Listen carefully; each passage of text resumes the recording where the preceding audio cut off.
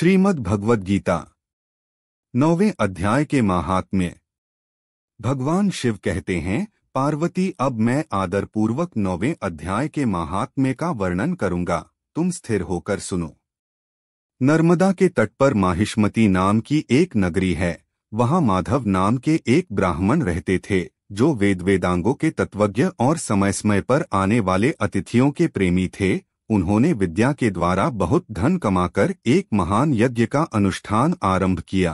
उस यज्ञ में बलि देने के लिए एक बकरा मंगाया गया। जब उसके शरीर की पूजा हो गई, तब सबको आश्चर्य में डालते हुए उस बकरे ने हंसकर उच्च स्वर से कहा है, ब्राह्मण, इन बहुत से यज्ञों द्वारा क्या लाभ है? इनका फल तो नष्ट हो जाने वाला तथा ये जन्म, जरा और मृत्यु के भी कारण हैं। यह सब करने पर भी मेरी जो वर्तमान दशा है, इसे देख लो। बकरे के इस अत्यंत कौतूहलजनक वचन को सुनकर यज्ञ मंडप में रहने वाले सभी लोग बहुत ही विस्मित हुए। तब वे यजमान ब्राह्मण हाथ जोड़ अपलक नेत्रों से देखते हुए बकरे को प्रणाम करके आदर के साथ पूछने लगे। ब्राह्मण बोले, आप किस जाति के थे? आपका स्वभाव और आचरण कैसा था? तथा जिस कर्म से आपको बकरे की योनि प्राप्त हुई, यह सब मुझे बताइए। बकरा बोला है, ब्राह्मण, मैं पूर्व जन्म में ब्राह्मणों के अत्यंत निर्मल कुल में उत्पन्न हुआ था। समस्त यज्ञों का अनुष्ठान करने वाला और वेद विद्या में प्रवीण था। एक दिन मेरी स्त्री ने भगवती दुर्गा की भक्ति से विनम्र होकर अपने बालक के रोग की शांति के लिए बलि देने के निमित्त मुझसे एक बकरा मांगा।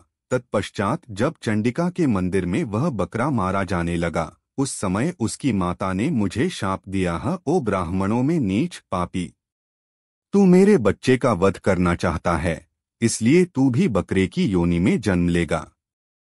द्विजश्रेष्ठ, तब कालवश मृत्यु को प्राप्त होकर मैं बकरा हुआ। यद्यपि मैं पशु योनि में पड़ा हूँ, तो भी मुझे अपने पूर्वजन्मों का स्मरण बना हुआ है। ब्राह्मण, यदि आपको सुनने की उत्कंठा हो तो मैं एक और भी आश्चर्य की बात बताता हूँ। कुरुक्षेत्र नामक एक नगर है, जो मोक्ष प्रदान करने वाला है। वहाँ चंद्र शर्मा नामक एक सूर्यवंशी राजा राज्य करते थे। एक समय जब सूर्य ग्रहण लगा था, राजा ने बड़ी श्रद्धा के साथ कालपुरुष का दान करने की तैयारी की। उन्होंने वेदांगों के पारगामी एक विद्वान ब्राह्मण को बुलवाया और पुरोहित के साथ वे तीर्थ के पावन जल से स्नान करने को चले और 2 वस्त्र धारण किए। फिर पवित्र और प्रसन्नचित्त होकर उन्होंने श्वेत चंदन लगाया और बगल में खड़े हुए पुरोहित का हाथ पकड़कर मनुष्यों से घिरे हुए अपने स्थान पर लौट आए।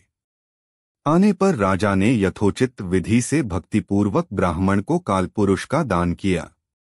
तब कालपुरुष का हृदय चीरकर उसमें से एक पापात्मा चांडाल प्रकट हुआ। फिर थोड़ी देर के बाद निंदा भी चांडाली का रूप धारण करके कालपुरुष के शरीर से निकली और ब्राह्मण के पास आ गई। इस प्रकार चांडालों की वह जोड़ी आंखें लाल किए निकली और ब्राह्मण के शरीर में हठात प्रवेश करने लगी। ब्राह्मण मन ही मन गीता के 9वें अध्याय का जप करते थे और राजा चुपचाप यह सब कौतुक देखने लगे। ब्राह्मण के अंतःकरण में भगवान गोविंद शयन करते थे, वे उन्हीं का ध्यान करने लगे।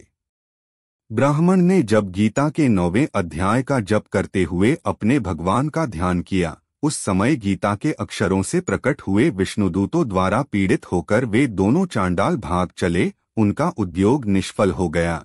इस प्रकार इस घटना को प्रत्यक्ष देखकर राजा के नेत्र आश्चर्य से चकित हो उठे। उन्होंने ब्राह्मण से पूछा है, विप्रवर, इस भयंकर आपत्ति को आपने कैसे पार किया?